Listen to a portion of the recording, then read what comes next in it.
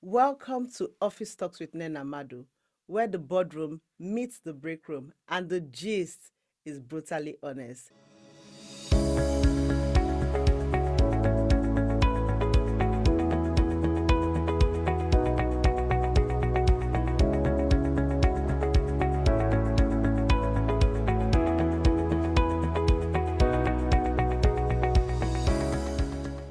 Today's gist, come forward.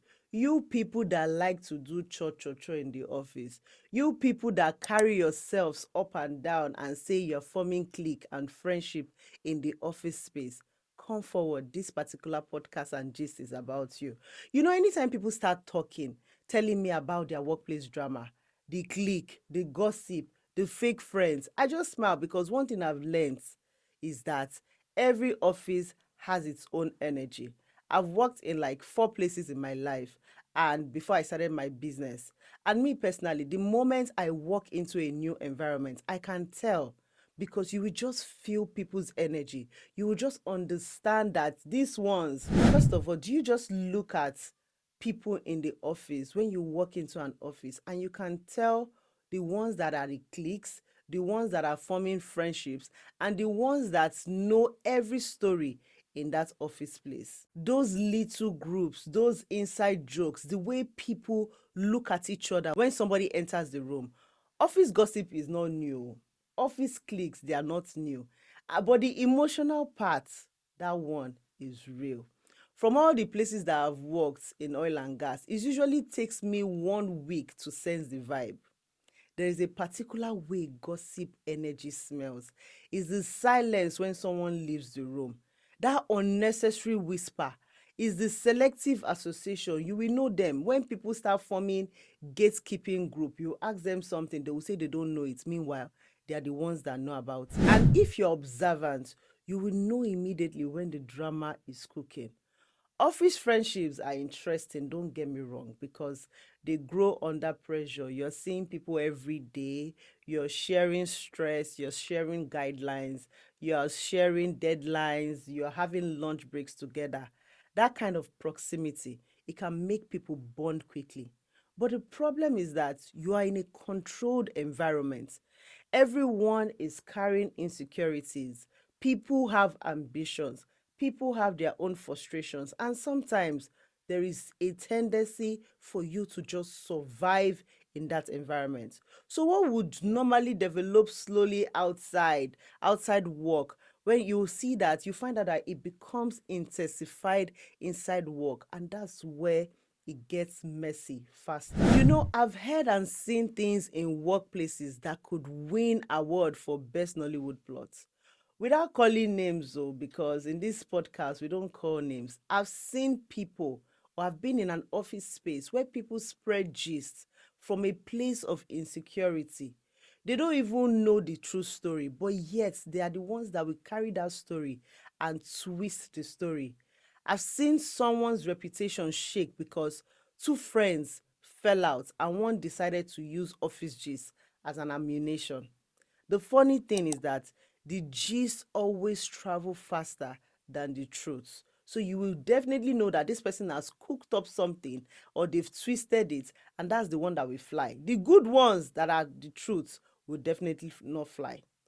There is nothing more draining than working in an office where opportunities are controlled by a small clique. When certain people get information first, where managers have favorites, I don't know if that sounds like your office, where growth depends on whether a certain group likes you. Does that sound familiar? That environment feels suffocating. You will keep your head down. You want to do your work, but you're constantly side eyeing the politics. And maybe you don't even know how to do politics, but somebody, just because of the way they want to operate, will make you to just, be side eyeing that politics. This part needs to be said. Some adults are shockingly emotionally immature, especially in the workplace. And it shows because they are always gossiping. They always have this silent competition. They are always overreacting. They are always oversharing. And they always misinterpret everything. There's always this needing validation from clique. Workplace sometimes feels like secondary school. The only difference between some workplace and a secondary school is just the salary that is attached to it. Me, I have one rule that I stand by strongly. Be friendly, but don't be too available. I keep my energy very soft, my conversation very light, my spirit open. I don't even give anyone the room to drag me into gist that can affect my peace or my reputation. I always focus on protecting my name, protecting my focus, and protecting my energy. Sometimes I understand why professionals will fall into gossip. Sometimes they are bored. Sometimes they are lonely. Sometimes people want to feel included. And sometimes people just like belonging somewhere, even if the somewhere is toxic. Even the most intelligent people, I understand that they crave connection.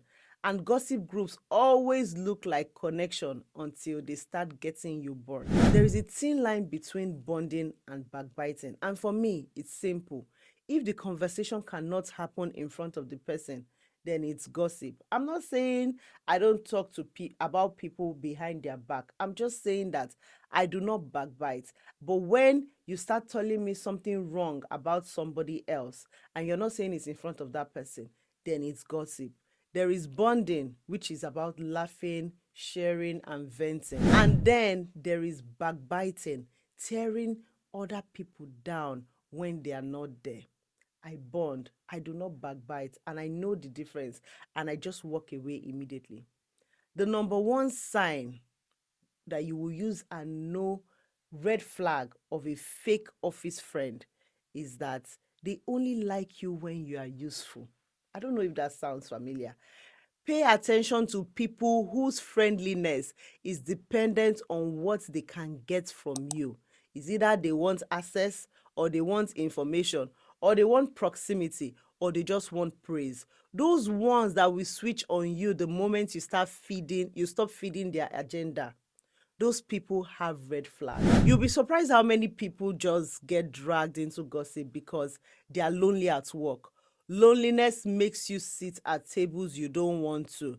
It makes you listen to gist you shouldn't even care about.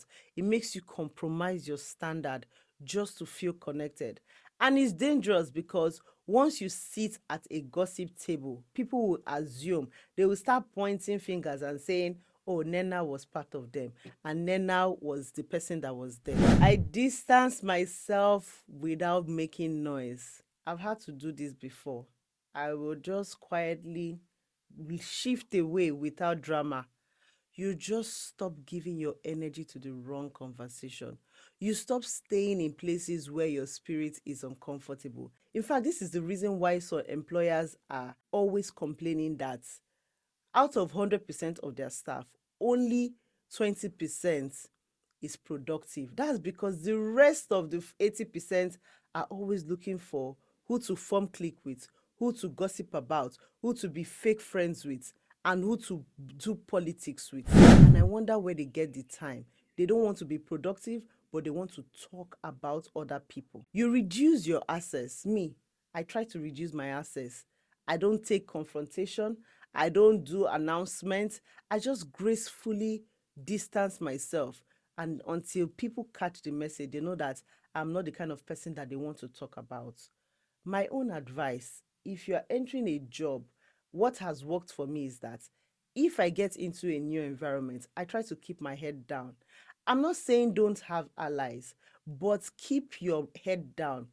I do my work well and I observe everybody first. I don't try to, because there's a tendency that the first person you talk to when you get to an environment is that person that becomes your friend. Be kind to people, but keep your personal life away from the office.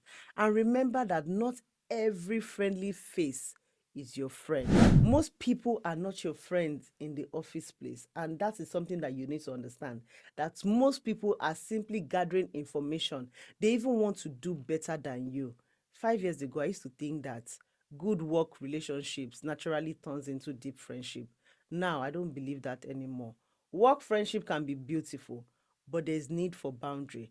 And some of the deepest betrayals happen in environments where people assume everyone is family. Everybody at work is not your family. Some are just co-travelers on your personal journey. Just so you understand what I'm trying to say. Office gossip, all of this clique, all of this fake friendship, they are exhausting, but they are very real. And if you've ever felt overwhelmed by all that energy, you're not alone. A lot of adults are still learning emotional maturity inside the workplace. A lot of people are scared. A lot of people are performing. And a lot of people in the office space are only trying to survive. So you can be warm, you can be graceful, because I am very warm, I'm very friendly. I help people to do what they need to do, but you still have to protect your peace. So my take home for you viewers out there is, as much as there is friendship that needs to be done, understand that not everybody in that office space is actually your family, and they can actually be fake friends. I don't know if you've ever experienced this, but I would like to hear your story. I would like you to share about cliques in the office, how other people's cliques made you to not achieve what you needed to achieve in the office because they were doing friendship, they were giving priority to their gang. Send that email to nnennamadwabum@gmail.com, and maybe we will take up your story and read to our audience in our next video. Till next time, guys, make sure you keep your peace. Make sure you stay graceful. Make sure you stay friendly, and know that you can coexist beautifully with your colleagues without forming any sort of fake friendship, any sort of clique, or any sort of office gang that gather together and not stay productive, but they only want to gossip about the rest of the team. Till next time, guys. See ya. Bye.